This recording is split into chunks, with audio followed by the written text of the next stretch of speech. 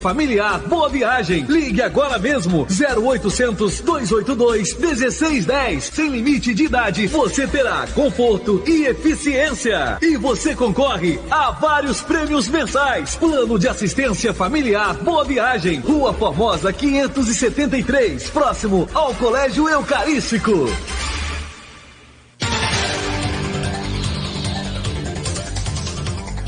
Estamos de volta com o Folha no Ar, primeira edição, são 7h51. Estamos conversando com o professor e reitor do IFE, Jefferson Manhães. Voltamos aqui com o Aloysio e com o Jefferson. Aloysio, contigo. Jefinho, você me chama de Luizinho, então vou ter a liberdade de chamar você de Jefinho, que a gente se conhece assim desde os anos 80. Né? Antes de ser reitor do IFE, de eu ser jornalista. Agora...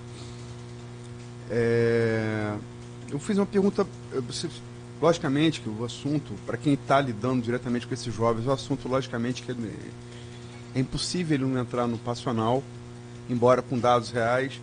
Agora a pergunta que eu fiz é objetiva, e eu queria que você respondesse de maneira, se fosse possível, objetiva. Você acha que isso é um caso, esse contingenciamento, a origem dele, no que se chamou, que a gente falou aqui, a Arnaldo citou en passant, se chama de balbúrdia, né? Foi chamado de balbúrdia, e foi a partir dali, depois, a 3 instituições federais, universidades federais, Brasília, UF e Bahia, e depois estendeu hoje mais. Você está colocando aqui, está dando N argumentos de maneira muito prática, de que é impossível manter o crescimento com esse contingenciamento, com esses cortes. Você acha que isso é pensado para tentar diminuir o alcance da educação pública federal do país?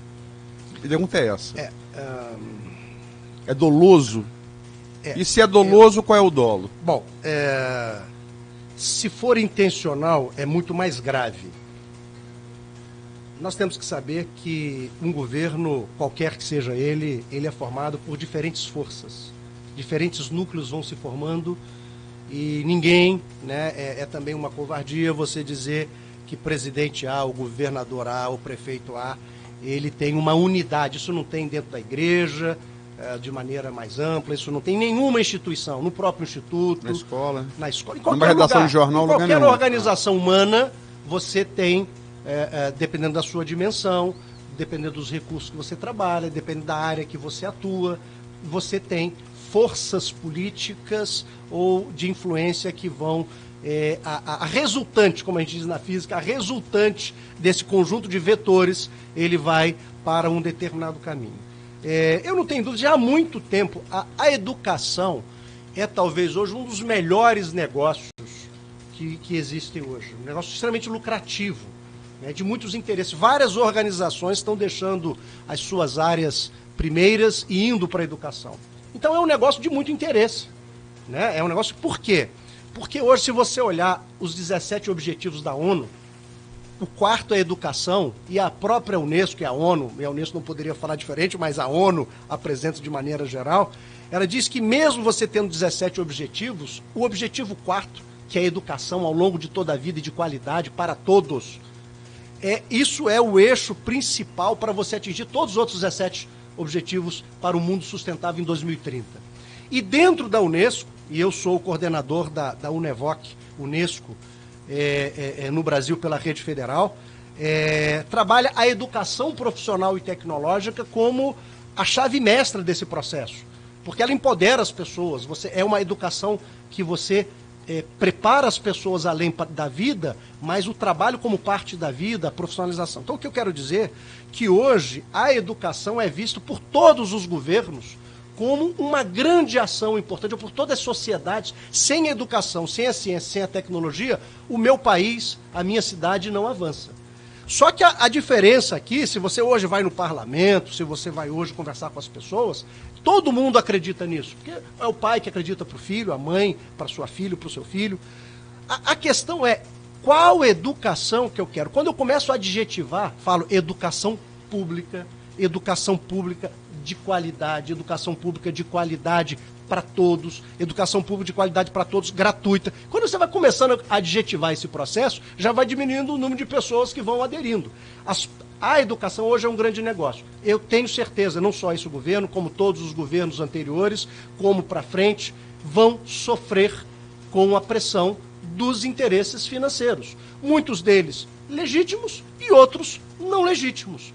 Porque eu não posso achar que ao não oferecer um curso superior de alta qualidade aqui, ou um curso técnico de alta qualidade aqui, que vai atingir os mais pobres da minha cidade, os filhos dos trabalhadores, os mais simples, que esse menino nunca teria condição de estudar, às vezes, numa instituição particular, como foi a história.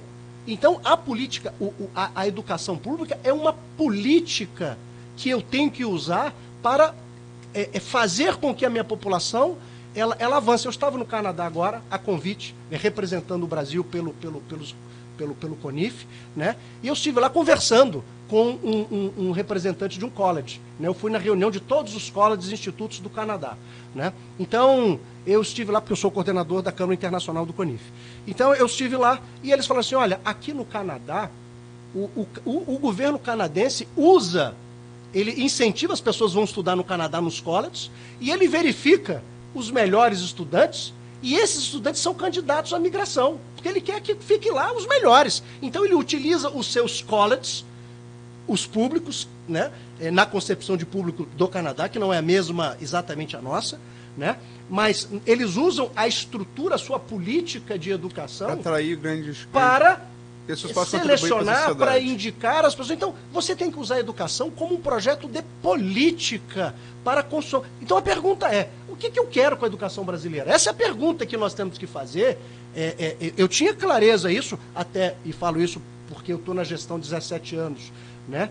Mas eu quero saber qual é a proposta. Então, essa pergunta que você me fez é o seguinte, há interesses fortes, sempre houve, alguns governos são mais permeáveis e outros menos permeáveis a esses interesses. Se você me permite, você está falando de interesse financeiro, logicamente que a educação é um negócio e o capitalismo tende a encarar tudo como negócio, para o bem e para o mal.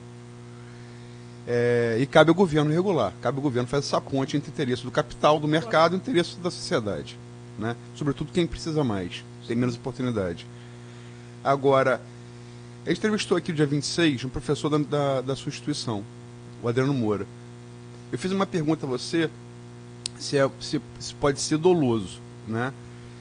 E você foi pelo aspecto financeiro. Não pode ter. O Adriano foi aqui muito claro e está aqui nos acompanhando, já curtiu aqui, e veemente aqui nesse programa, dia 26, dizer que para ele isso era um projeto pensado do governo para tentar desmontar a educação pública brasileira e antagonizando a educação. Essa coisa, várias coisas, de filmar em sala de aula, de doutrinação ideológica, que virou uma palavra da moda. Enfim, ele foi muito claro. Eu te pergunto isso, usando um exemplo do Adriano que teve aqui no dia 26. Você acha que isso pode ter ser um projeto, de além de, você falou aspecto financeiro, mas de viés político-ideológico? Eu acho não. O que eu venho percebendo pelas notícias que vão se veiculando e pelo conjunto, que os interesses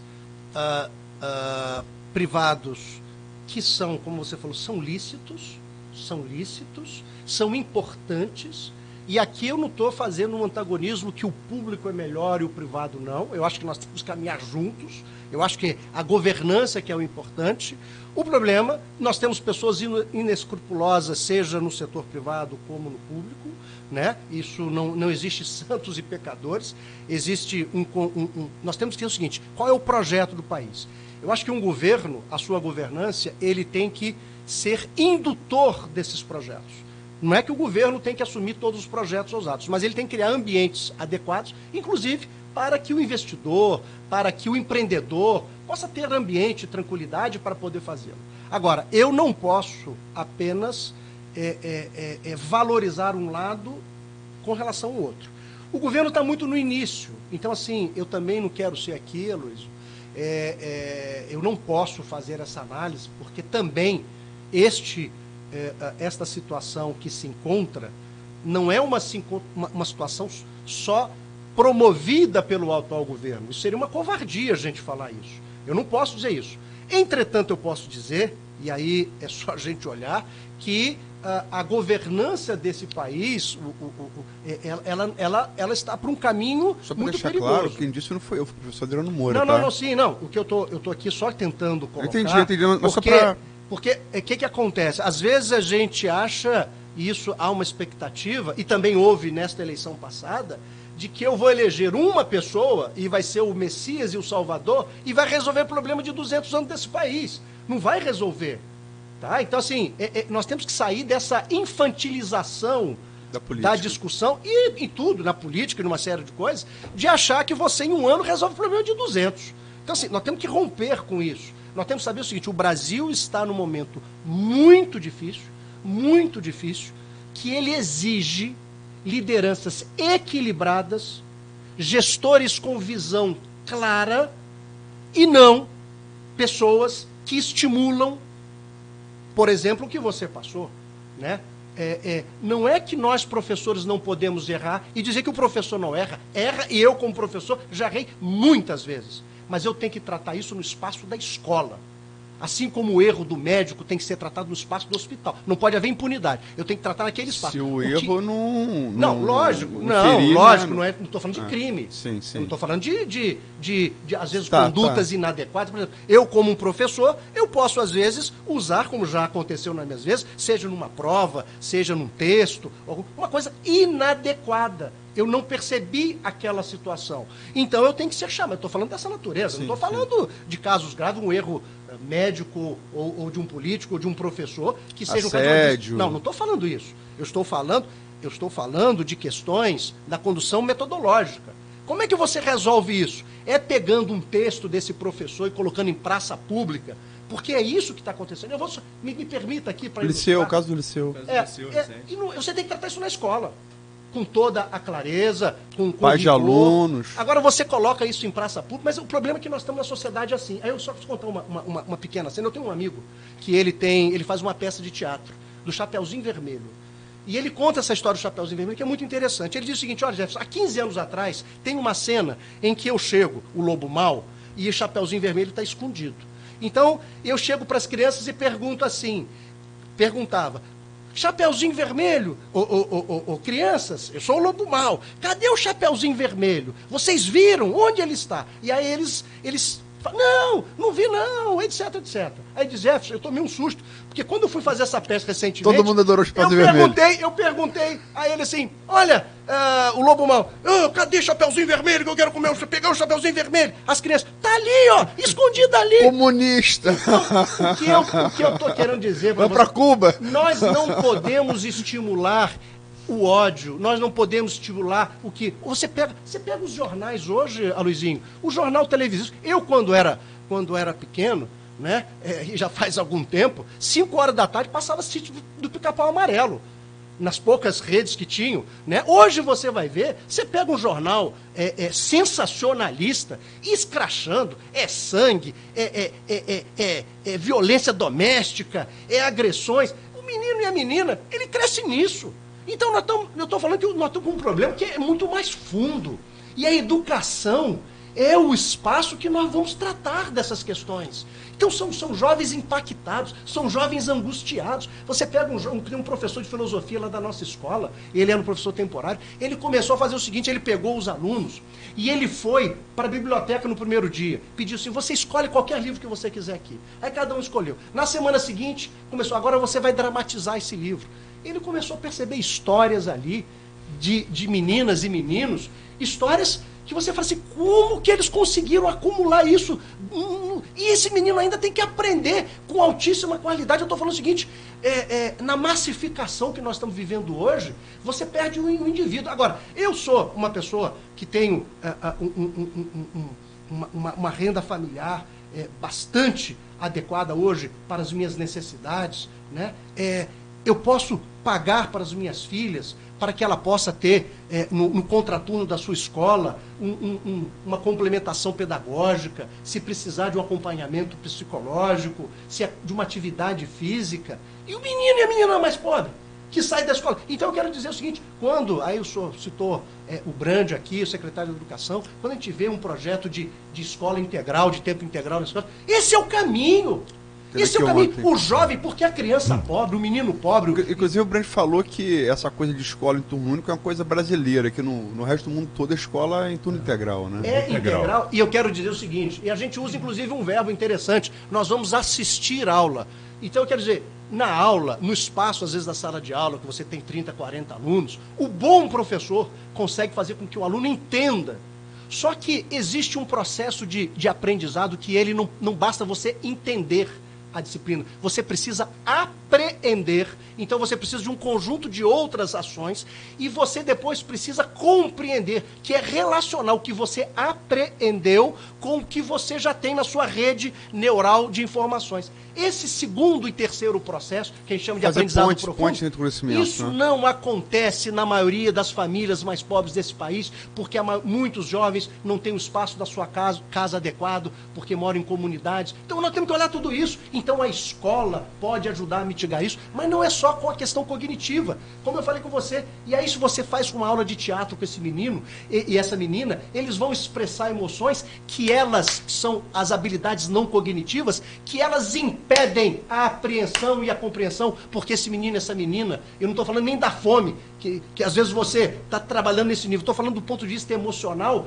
ele não tem condição, ele está tão angustiado que ele não consegue prestar atenção. E como você faz uma educação se a atenção do jovem, ele não está atento? Então, não é só o ensino da matemática, que é muito importante, do português, eu tenho que trabalhar outros elementos, o esporte, a cultura. No ensino brasileiro, quando você chega no ensino médio, sai do ensino médio sem conseguir interpretar texto, ou fazer conta simples, adição, subtração, multiplicação, divisão, é que tem um problema, não, né? É gravíssimo, mas temos eu não um problema. Mas, Aloysio... É lógico que é além disso, mas quando nem isso... Você não vai resolver este problema só aumentando ou melhorando. Você é um conjunto de... A educação, por isso nós não podemos tratar a educação de maneira simplista.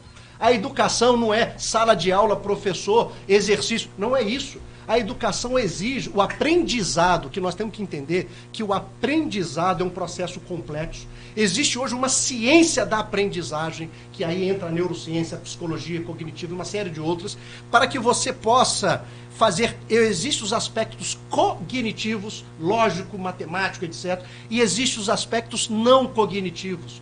Eu não posso ter uma escola que só atua nos cognitivos, porque se os aspectos emocionais desse jovem, se esse jovem estiver angustiado, se esse jovem estiver com fome, se esse jovem ele não estiver com autoconfiança, ele não avança, porque ele não acredita. Quando um jovem chega... Eu recebi carta de aluno que disse assim para mim: professor, aqui nessa escola eu aprendi a gostar de estudar. Olha que coisa bonita, a gostar de estudar. Então ele tem autoestima, ele percebe que ele pode crescer. A autoestima é um dos elementos mais importantes para a aprendizagem. Agora, essa é a escola que a gente está fazendo. Eu quero aqui parabenizar todos os gestores públicos, e aqui eu estive na inauguração, inclusive do CEMEI aqui, né?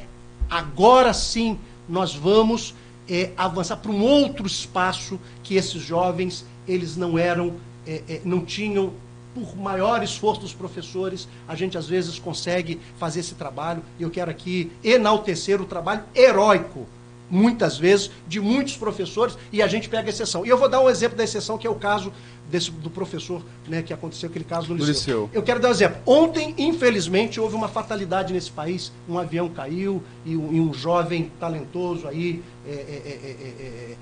faleceu. Agora eu pergunto, por este caso, hoje estão acontecendo quantos voos no mundo? Deve ter centenas de milhares. Por esse caso eu vou tratar o sistema aéreo mundial como algo sem segurança? O que está acontecendo é que, infelizmente, nós estamos pegando as exceções, você coloca na mídia, você estimula para que as pessoas fiquem colocando em praça pública e você começa a achar que, de fato, eu estudei na UFRJ, eu estudei na UERJ, eu estudei na Escola Técnica Federal de Campos, eu sou gestor há 17 anos, eu sou professor há 24 anos nessa escola e eu não me lembro, e não me parece nada parecido com o que estão descrevendo sobre as nossas instituições. Pergunte ao nosso estudante, pergunte ao pai. Agora, teve problema? Teve. Eu enfrentei problemas. O gestor tem que enfrentar. Lógico que tem. Como que você vai ter jovens de 13, 14, 15, 20 anos, agora, 30 anos, juntos, e não vai ter problema? Agora, você não acha que muitas críticas são feitas dizendo que, sobretudo na educação pública e na área de humanas e federais, vou fazer essa pergunta e vou rolar para o próximo bloco. Exatamente, tá querendo... a resposta por causa do nosso bloco comercial. A gente não pode atrasar. Mas faz a pergunta, Luiz. Então, Marco, deixa, vai lá, corta aí. Não, pode fazer pergunta. Porque a pergunta normalmente é rápida. O que muito... Depende, né, Marco? Quando vai falar dos Estados Unidos, demora a beça. Mas, enfim, se acusa as instituições públicas de ensino, sobretudo as federais e em áreas humanas, de serem, quer dizer, o que se fala é um antro-pensamento de esquerda, tal, papá. Antro é uma palavra pesada, mas, enfim, um centro formador de opiniões de esquerda. Até que ponto isso está certo, até que ponto isso está equivocado e por quê? Bom, vamos então ao intervalo e o professor Jefferson volta logo depois com essa resposta. Vamos lá. Doces então. no Lasco, uma delícia para você degustar ou presentear. Chuvisco, goiabada.